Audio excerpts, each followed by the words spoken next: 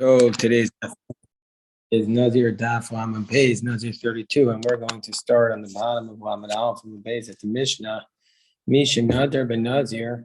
Somebody took a vow to be a Nazirite. Benishal Chacham, and he goes to the Chacham to annul his vow.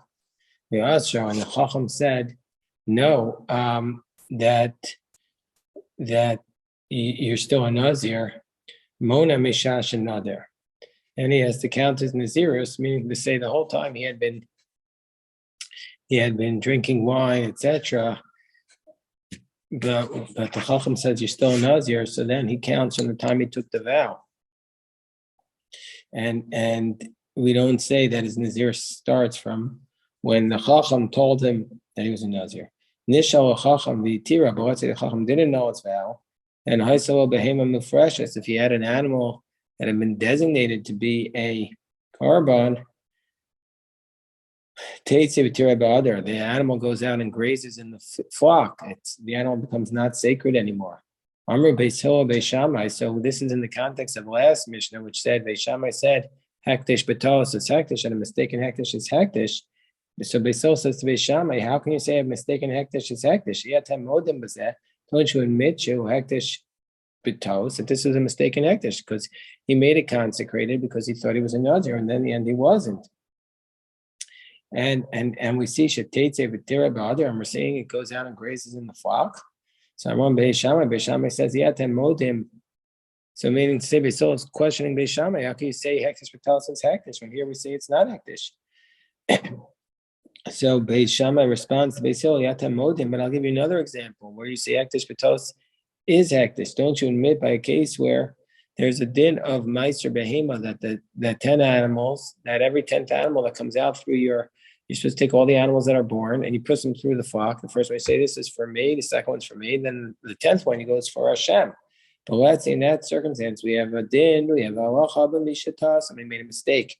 And when the 9th one was coming through, we called it the Asiri, called it the 10th one. Well, Asiri, and when the 10th one was coming through, we called it the Chi, called it the 9th one. Well, Chadasar, when the 11th one was calling in, he called it the Asiri. He called the 11th one the 10th one. Then all these cases we're saying is Mekudesh, and that's halacha. That nobody argues with it. So we see from there that hektish b'talos is hektish. So Amar Beis Hillel, no, in that case it's not the staff that made it sacred. It's not the fact that you hit it, but it's the fact that it was a pasuk from the Torah that made it hektish. It wasn't the shevet under those circumstances, but rather it was from Xeris HaKosov. So Uma Yuta, and just like if somebody made a mistake, let's say somebody called the 8th one or the 12th one, the 10th one. He hasn't done anything. It's a special pasuk. It's a special verse from the Torah. The Torah is telling us that the one that says that the 10th one will be Kodesh, because it says Asiri Kodesh. It also says the Xeris HaKosov is also that the 9th one, if you call it the 10th, and the 11th one that you call it the 10th, it's also Kodesh.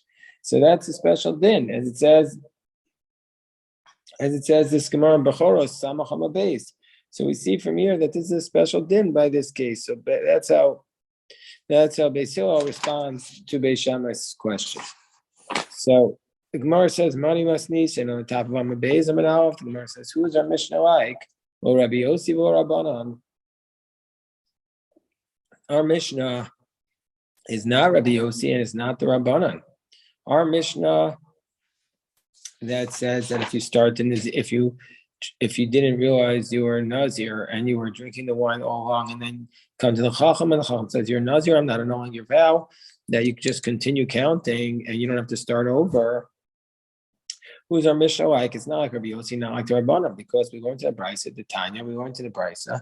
Misha Nadar v'avar al Naziru. So somebody who violates, and took a vow, and he violates his Nazirus. So let's say he was drinking the wine. Ein niskaken lo. We're not going to be niskaken lo. What does that mean? Ein niskaken lo. It means the Rosh explains we're not going to annul his vow or to bring his karbanos. The Kohanim are not going to bring his karbanos. Elam kain mona behind Isur kiyamim shenag b'am hitter. Before we annul his vow or bring his karbanos, he has to count those days Like if he had been drinking for a week, the Chacham will say to him, come back to me after you observe your Naziris for a week, and then I'll look at your vows. Or the Kohanim will say, I'm not going to bring your carbon until you do a proper Naziris.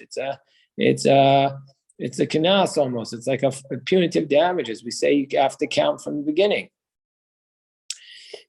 And Rabbi Yossi, Rabbi Yossi says, no, you have to count not the amount of days that you took the vow. Let's say you took the vow for a year. You have to count. You have to do just 30 days. Now, Rabbanan. Now, according to the Rabbanan, Kasha and Nazira, Meruba, we change the text as it's written in front of us, and we change it to say, according to the Rabbanan, it's a difficulty from a long Nazir, meaning to say, as the Rush explains, Pirish Af Nazir Meruba, even if you took like a long vow of 100 days, Be Meruba, Be Muetes, Ka'amri, Disoser Akol, means that even if it's 100 days, you have to start over and do it. And even Rabbi Yossi, Kasha Naziris Muetis. And if it's Rabbi Yossi, that fine, granted, it's not going to be a question. You're not going to make him do the 100 days, but you wouldn't make him do a Nazira Muetis. You would make him do the minimum time of 30 days. And so therefore, our Mishnah is not consistent with Rabbi Yossi or the Rabbanah, because our Mishnah says you don't make him start over. So the Gemara says, Ibayis Tema. This is also Lashon Nazir is Meshuna, the language of Nazir is Meshuna, because here we're saying Ibayis Tema, not Ibayis Ema, but Ibayis Tema, Rabbi Yossi, Ibayis Tema, Rabbanan. You could say our Mishnah is consistent with either Rabbi Yossi or the Rabbanan. How? Kamba Naziris Meruba, Kamba Naziris Muates. That you could say, excuse me, Ibayis Tema Rabbi Yossi, Ibayis Tema Rabbanan, Ibayis Tema Rabbi Yossi. How can it be by Rabbi Yossi? Kama Naziris Meruba, Kama Nazir Mu'ates. That if it would be a Naziris Mu'ates in our Mishnah, then you just say that you have to do a minimum of 30 days. That's what you always have to do. But in the price, it's Naziris Meruba. He took a vow of 100 days of Naziris. So then we make him do a minimum of 30 days. V'bayis Tema Rabbanan, or else you could say it's Rabbanan or Tema Mishash and Nazir. Don't say we make him go back to the moment where he did the Naziris. Ela Ema, Kimi Shash and Nazir. Meaning to say, like it. Meaning to say, like it's not that we start counting from the time he took the Naziris, but it's as though it's from the time he took the Naziris. Meaning to say he has to start over as though he's from the beginning. So we change the text a little bit to make it consistent with the Rabbanan's position. Okay, let's say you go to the Chachamim and they annul your vow, then the animal goes and grazes in the garden. So Amar Rabbi Yirmiyah goes in the pasture. So it says Rabbi Yirmiyah, we debate Shammai from the fact of what Beis Shammai said, Nishmo the Beis Hillel. Then we're going to be able to derive what really Beis Hillel holds. Beis Shammai, doesn't Beis Shammai say hektish, but talos have a hektish? Doesn't Beis Shammai say that hektish, that if you make a mistake in hektish, it is a hektish? Kiven de goy milsa delav shapir nazir. But since, according to Beis Shammai, it's clear that he didn't even make the vow properly in the first place, we're going to say it grows and grazes in the flock.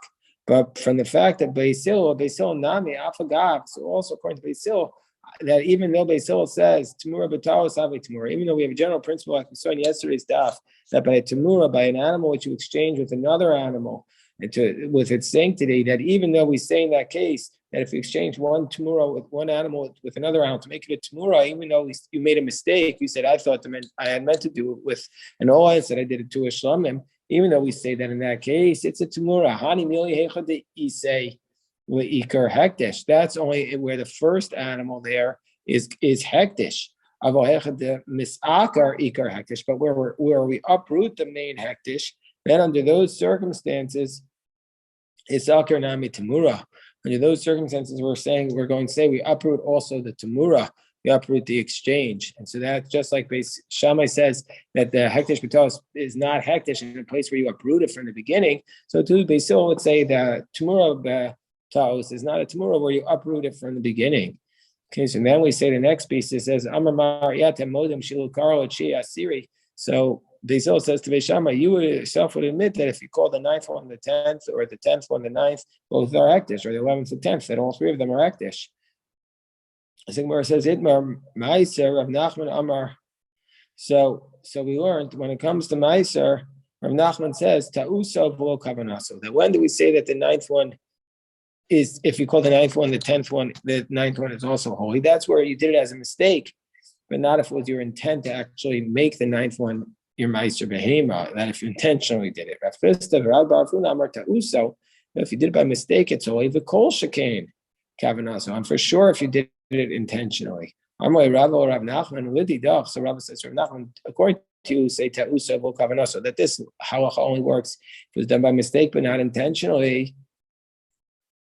That when Beis Shammai said to Beis Hillel, "Yata modem shekarlo chi asiru asiri chio achadasar asiri sheshloshta mikudashin v'ishtiku Beis Hillel." But what about that phrase that Beis Shammai said to Beis Hillel? If you make the ninth, if you call the ninth the 10th, or the 10th the ninth, or the 11th the 10th, then all of them are holy, and Beis Hillel was quiet. Limmerlo and Beis Hillel could have responded, "Mala meiser shekain eno kadosh b'kavana," because they don't bring the proof by meiser, because there you can't intentionally make it sacred. So therefore, from the fact that he doesn't say that, this proves that it's ta'uso v'kol shekain kavana. So that if you make a mistake, and for sure if it's intentional.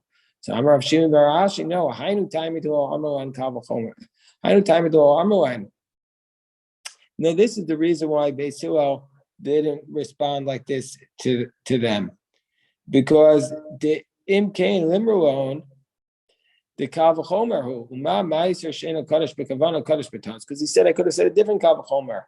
I could have said just like meiser, which is not sanctified with intent, is sanctified by a mistake. Hektish shekadosh b'kavana, hektish which is sanctified with intent. Well, kol shekain for sure it should be sanctified with a mistake. Velohi, but that's not the case. So the Gemara says velohi, it's not the case. What does that mean when he says velohi, that's not the case? So he means to say, Rav Shimon bar Ashi says, this is not a kal v'chomer that you could break the logic of Beis Hillel. Why? Because the hektish b'daita demari tell you that hektish actually is dependent upon the owner's intent, because it states in Leviticus, "V'ishki aktish es beiso." It implies that the hektish has to come with intentionality, and so therefore hektish betos is not applicable. But only by meiser is there exeris hakosov that if you called it accidentally, is it going to be applicable? And so therefore, in general, we're going to say that hektish is not going to be done with an accident. It's just a special law by meiser, and this is a special halacha. From the phrase, it comes from the phrase, the hektish b'daito d'maritali. You can't make hektish by accident. Hektish can only be done with intentionality. So this is a very important principle for us to remember. You cannot make something holy accidentally. You have to have intentionality. It's only by the case of meiser that we allow that to happen. So now we say the Mishnah at the bottom of 32a. Misha Nadar ben Nazir, somebody who takes a vow to be a Nazirite, and then he goes to bring his animal, to bring it as a carbon, because he had separated his animal first carbonos. And what happened to Matzah? And then he discovered that his animal was stolen. And as a result of this, the Rosh explains he regrets that he became a Nazir in the first place. He regrets his Naziris because the animal was stolen. Well, it depends when the animal was stolen. If he took his vow of Naziris before the animal was stolen, means the animal was stolen after the fact, after he took his vow, well, that's called Nolav. It's called a new situation arose after he Naziris. Well, then Harez and Nazir. Then we're going to say you can't annul the vow and he's a Nazir because we can't use the Nolad as a way to annul the vow. But the Imish and Nignav also, but Nazir, but if he took the vow of Naziris after the animal had been stolen, he just didn't realize it was stolen, well then Eno Nazir. Well then under those circumstances, he's not going to be a Nazir. Why? Because he's going to say, because we're going to say that he would claim, if I had known that it was stolen, I never would have made my vow of Naziris in the first place. So that's not going to be considered a Noah. That's what's called a Pesach, and that's okay. He said, I didn't know this fact when I took the vow. This was a mistake that Nachman Hamadi made when the Nazirites went up from exile. Umatsu Beis Hamikdash Charav, and they found the temple destroyed. And so therefore they were all coming up from the exile, and they found the temple destroyed. So Nachum Hamadi said to them, Amar Nachum Hamadi, Ilu ayitem yodin shebeis hamikdash charav ayisem nozrim. He said, if you had known that the temple was destroyed, would you have made this vow? Amar, and they said to him, well, they said, we never would have made the vow. The Tiran, and he removed them from the vow. But the base of Mikdash presumably was destroyed after they were already on their way up. And so that was a noad. So he shouldn't have released them from their vow. So the Tiran Nachum Hamadi, he released them from their vow. When the matter came to Chacham, they said, Kol Nazir Achel Char Beis Hamikdash. He said, no, anybody who took the vow before the temple was destroyed, that's a Nazir, because that's they didn't realize. Meaning to say, Kol Nazir Achel Char Beis Hamikdash. Nazir, whoever took the vow before the temple was destroyed, that's a Nazir, because that's a noad situation. But anyone who took the vow after the base of Mikdash was destroyed, ain't no Nazir. They're not a Nazirite, because that's a patach, and they could annul the vow. So we see from here, by the way, it's just a very powerful scene. All these Nazirites were coming up to the temple to bring their sacrificial offerings, and they didn't realize when they made these vows of Nazirus that the temple was destroyed. So they're sitting there. This to me is just like a very moving passage. They're sitting there making their vows of Nazirus to try and save the temple from their situation. Maybe they're saying we're going to accept upon ourselves these personal piety places, this personal supererogatory behavior, this pietistic behavior, and then they come up there and the temple's destroyed. It's like a very moving scene of people who are out of touch with reality. So Amar Rabba Shatfu Rabbanan Rabbi Eliezer Ukme Bishitase. So Rabba says that the rabbis Shatfu means the Rush says Vevibruhu, that the rabbis removed from our Mishnah. It's clear that the rabbis removed Rabbi Eliezer from his position, and they established him to agree with their position, meaning to say that Rabbi Eliezer had initially said that you could use noad as a way of annulling a vow, and the rabbis removed them from their position, and he agreed with them that in the end you cannot use noad, because Rabbi Eliezer was during the time of the Churban. How do we know Rabbi Eliezer was in the time of the Churban? Because Rabbi Eliezer and Yeshua were the students of Rabbi Yochanan ben Zakkai, and they carried his bed out of Jerusalem. So when the Romans were making a siege, and so therefore when this incident happened with Nachum Hamadi, and Nachum Hamadi used noad, and the sages said that he made a mistake, Rabbi Eliezer didn't say anything to them, and so that proves that he changed his mind and he agreed with the rabbis that you can no longer use noad. And how do we know that Rabbi Eliezer and the Chachamim once had a dispute where Rabbi Eliezer says you can use noad? It's not poslan b'noad. Divrei Rabbi Eliezer. Rabbi Eliezer says you can use noad. The Chachamim said you can't. Chachamim osrin. Amar Rava afagav Amar Rabbanan ain't poslan b'noad. And Rava said even though the Rabbanan said you can't use noad as a way of annulling a vow, they do say poslan b'tanai noad. You can use a tanai noad.